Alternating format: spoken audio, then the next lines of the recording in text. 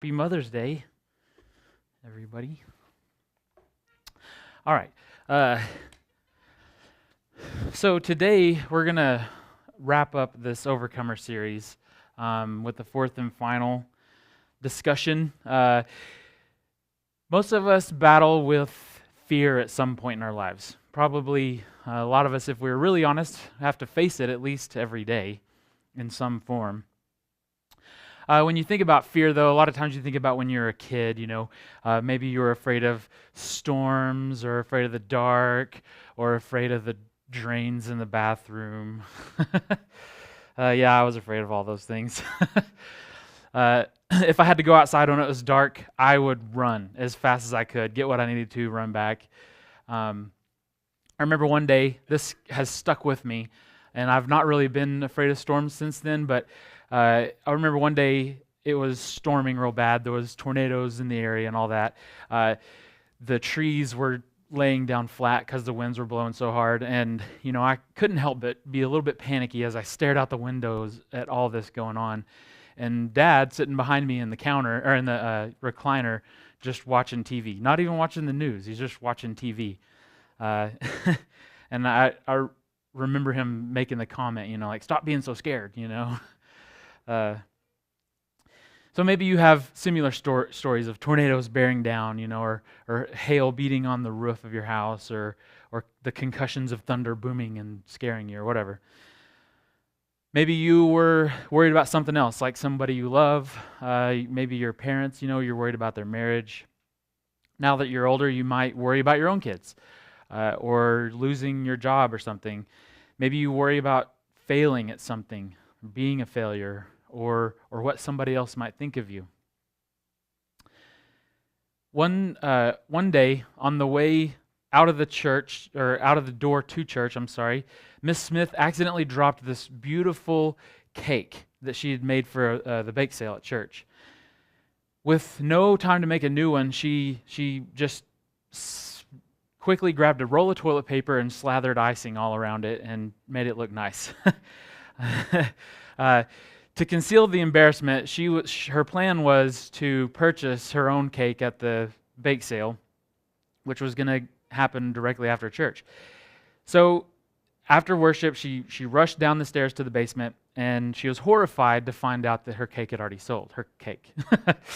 Her shock, though, was compounded whenever that following week, she went to her monthly book club meeting at the home of her friend, and there sitting on the kitchen counter was her cake. And so, kind of embarrassed or a little bit nervous, not knowing what to say, she said, what a beautiful cake.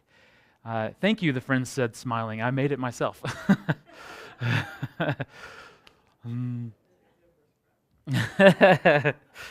So today we're gonna wrap up the series, like I said, talking about overcoming fear.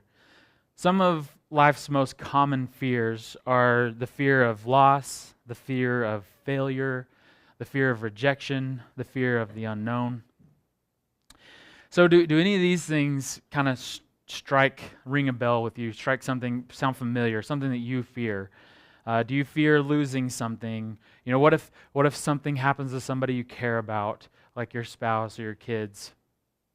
What if something is going to happen to derail your marriage, or what would happen if you lose your job or your health? Maybe you're just afraid of losing control. Are you afraid of failure?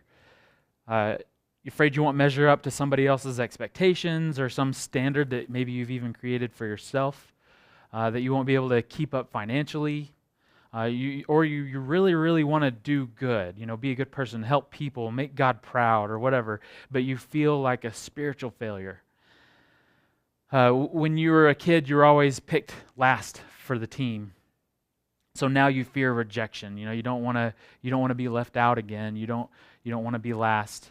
Maybe you're afraid that your spouse would rather spend some time with somebody else other than you, or that they're just not happy with you, whatever. In life, it could be as simple as the fact that there are so many unknowns, and maybe that makes you nervous. You do everything you can to stay healthy, but sometimes it just doesn't matter. What if I end up with some crazy illness anyway? What if everything crashes and I can't provide? One thing's for sure, in life we have no shortage of things to be afraid of. Fear is the motivator that the world uses to persuade you to do things.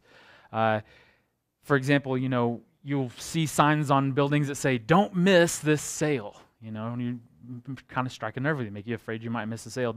You don't want to look ugly, so buy this product.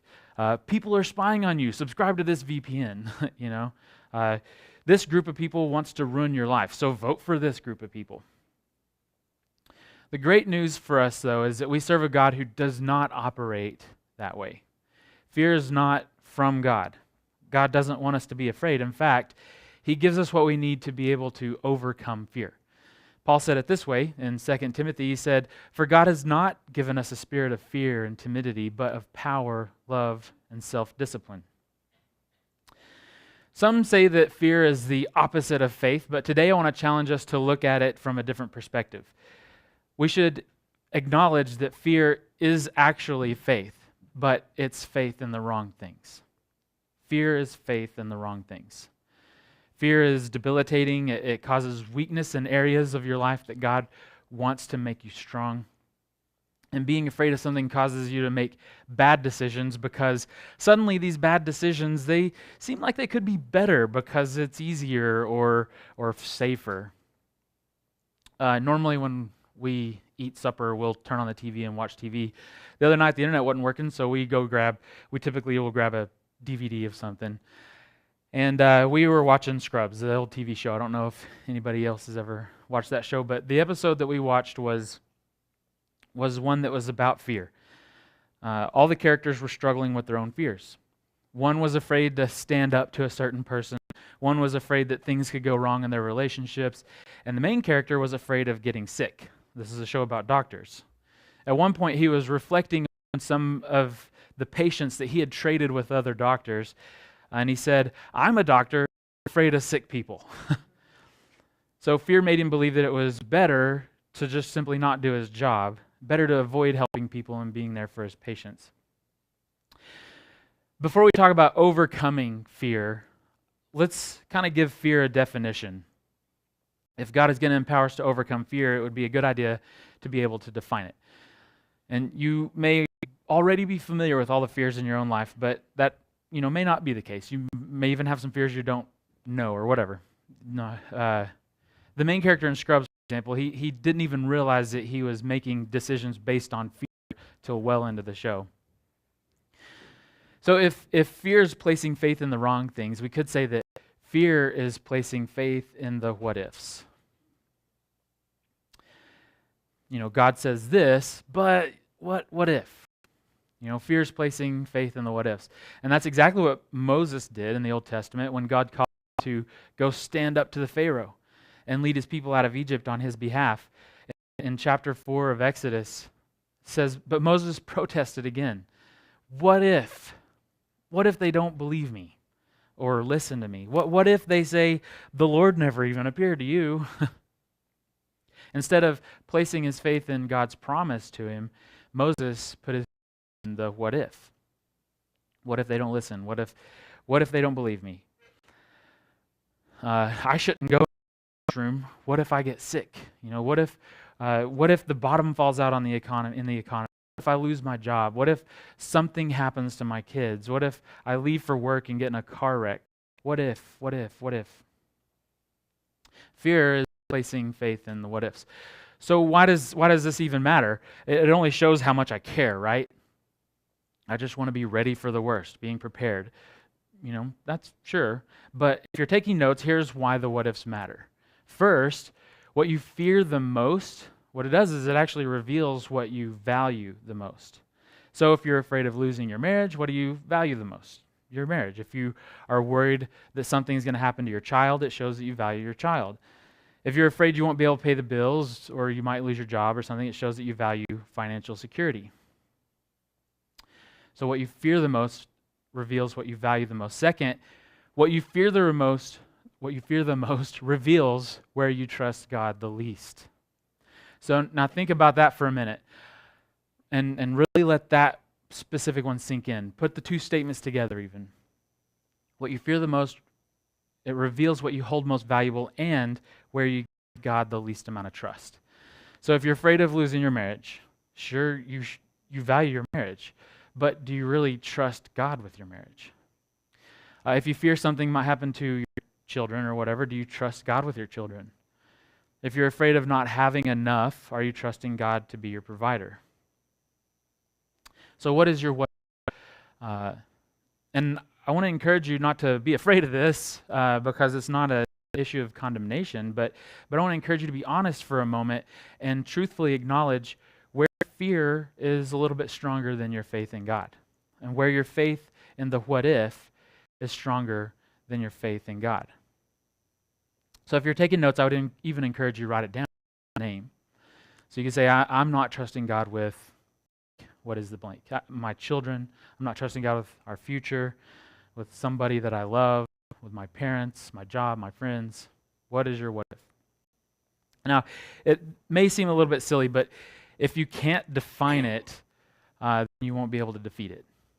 If you can't define it, you can't defeat it. Your fear may be the fear of facing your fears. But God has not given you the spirit of fear, but power, love, and self-discipline, all the things you need to conquer the fear. So remind yourself of the truth as you face your fears and prepare to overcome them. So now let's talk about overcoming fears. How will God empower us to overcome our fears? Name the fear. I'm not trusting God with this. What do I do now? Let's get practical and let's talk about overcoming our deepest fears.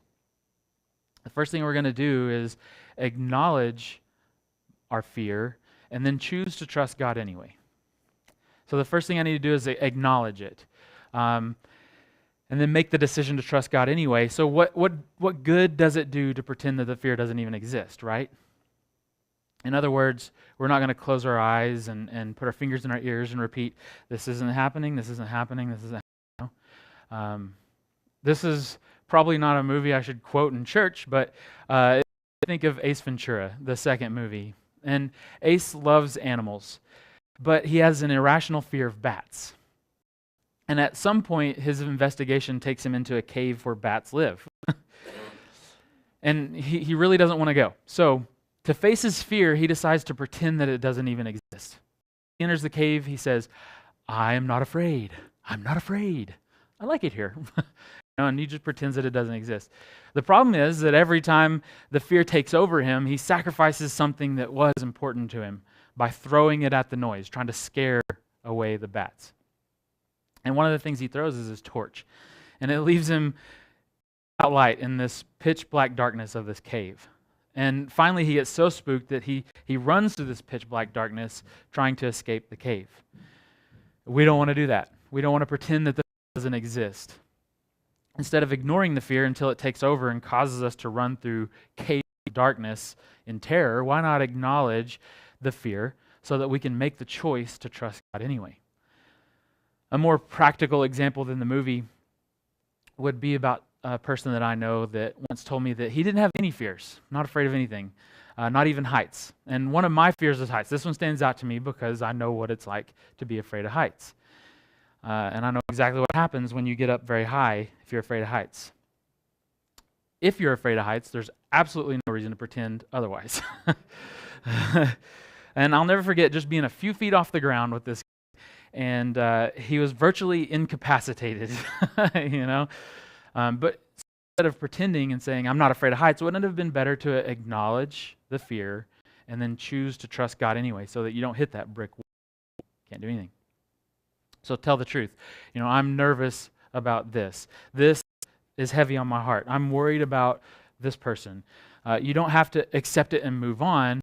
Acknowledge it and then choose to trust God. I know how difficult that can be. Over the last few years, I've been forced to, I say been forced, it's not that bad, but I've had to learn this truth. They say that public speaking is of the top in, fears. I agree. Every single time I sit down to prepare for, church on the week, the fear starts welling up, and starts trying to take over, and it's like, I could call in sick. But when the fear starts to rear its head, I have to realize that the fear, it's not from God. I have to acknowledge the fear and then choose to trust God anyway, knowing that through His power, He will give me what I need to prepare. Fortunately, the fears that I face, heights and public speaking, whatever, drains, they're nothing like what many people in the Old Testament faced. Before David became king, King Saul was jealous of all the attention that David was getting and tried to kill him. David was understandably terrified. He made the decision to trust in God, though. Even though he was afraid, David chose to put his faith in God. And David said this in Psalm 56, "I'm constantly hounded by those who slander me, and many are boldly attacking me. But when I'm afraid, I will put my trust in you. I praise God for what He has promised. I trust in God, so why should I be afraid? What can mere mortals do to me?" Well, what could mere mortals do to David? In the 58th Psalm, David says that they are hounding him, attacking him, slandering him, trying to harm him, spying on him, eager to kill him. They could have killed him. That's no big deal, right? They could have killed him. But David, he's like, what can these mere mortals do to me? Something clearly changed in David's perspective. He still acknowledged the fear, but he was choosing to trust God. He shifted from an earthly perspective of, look at what all these people can do to me, to an eternal one. Sure, they can do something to me now, but eternally speaking, God is on my side. God, He's on the throne. My God is on the throne. His will is going to be done. I praise my God for what He's promised. So what can mere mortals do to me? David's words really kind of make me stop and think. When I think about fear, like David did, I start to realize fear is actually just being hyper-focused on our earthly perspective instead of focusing on God's eternal perspective. So to overcome our deepest fears, first we need to acknowledge the fear and then choose to trust God anyway, like David did. And then the next thing we want to do is seek God. Again and again and again and again, we want to seek God until He takes away our fears. And then if you're still afraid or if the fear comes back, we're going to seek God. So that's thing number 2. Seek God until He takes away your fears. And that's exactly what David does. David has plenty of things to fear. He prayed and he grew to God, and God removed his fears. In Psalm 34, David praises God for His greatness and His mercy. He tells people that if you look to God, He will bring joy and refuge. This is what he says in verse 4. He says, "I prayed to the Lord, and He answered me. He freed me from all my fears." He freed me from all my fears. One of my favorite stories, I would talk about him every weekend, really, because it is one of my favorite stories in the Old Testament, is about Elijah. His story goes from of one fear to another. And then he proclaims God's message, the drought, and then he has to hide in a ravine. And he moves to a village where a poor widow with no food was supposed to feed him. And even though she was out of flour and oil, God always made sure they could eat. And then when her son died, Elijah cried out to God, and God healed the boy. Then, being overwhelmingly outnumbered, he faced the king and over 800 prophets of Baal and Asherah in a contest. And this contest was going to prove who the true God was. And this was a very big and very scary moment. But he faced it. And even after the rain finally returns, we're talking about this drought, this whole time he's going through this drought. When the rain finally returns, he runs in fear again because Jezebel threatened to kill him. So after all that Elijah had been through and the fears that he had to face, surely at this point in his life he would have a good grasp on how God takes care of him, and he would know better than to let fear paralyze him, right? Instead, he was so afraid at this point that he ran out into the wilderness alone, and he sits under a broom tree and prayed to die. He didn't pull out his Bible and find the perfect verse. He didn't listen to his favorite message from just the right preacher or whatever. He simply found a place that he could be alone with God, and then he prayed. All he needed to do was seek God. So while I don't recommend praying the prayer that he prayed, he did, he prayed to die. He didn't have to come to God with the right words. That's something that shows to me. He simply talked to God about what was on his heart. And here's how God responded to Elijah's prayer. While he was asleep, and I'm going to summarize this, but while he was asleep under the tree, an angel woke him up and told him to eat, and then he went back to sleep. And the angel woke him up again to eat. So Elijah rested, gained enough energy to continue to seek God, and then God led Elijah to Mount Sinai, and then he did some more. This is all a picture of finding rest in God, gaining strength in God, and spending time with God. So at Mount Sinai, Elijah, he has this one-on-one conversation with God. He pours out his heart and his fears with God. And God even has Elijah stand in his presence on the mountain. And clearly, after all of this, now he's ready, right? Elijah, he's better. No more fear. No more worries.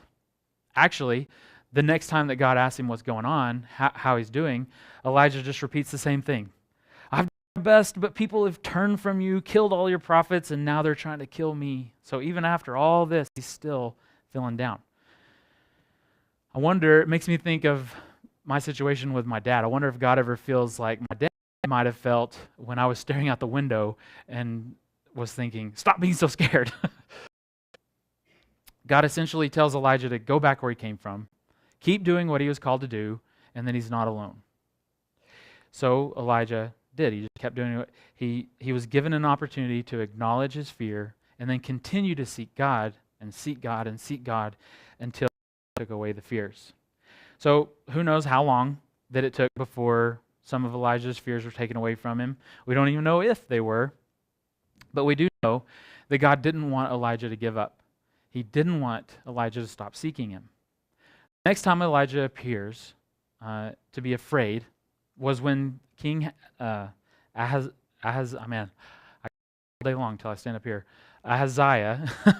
wanted to speak to him. Elijah prophesied that the king would die, so the king wanted to speak to Elijah. The king kept sending small armies of men, about 50 men, but Elijah would call out, to God to destroy them. This happened twice to two of the groups. And the third group, asked Elijah for mercy. And then this is what happens in 2 Kings chapter 1, verse 15. Then the angel of the Lord said to Elijah, go down with him and don't be afraid. Don't be afraid of him. So Elijah, what did he do? He got up and he went with him to the king. So the next time that Elijah was afraid, he didn't curl up in the position, pray to die, disappear into the wilderness. God helped him overcome his fear. So the next time he was afraid, all God had to do was tell him, hey, don't be afraid. And Elijah was good to go. Don't be afraid. Oh, okay, let's go then. Our God has not given us a spirit of fear. He wants to deliver you from your greatest fear.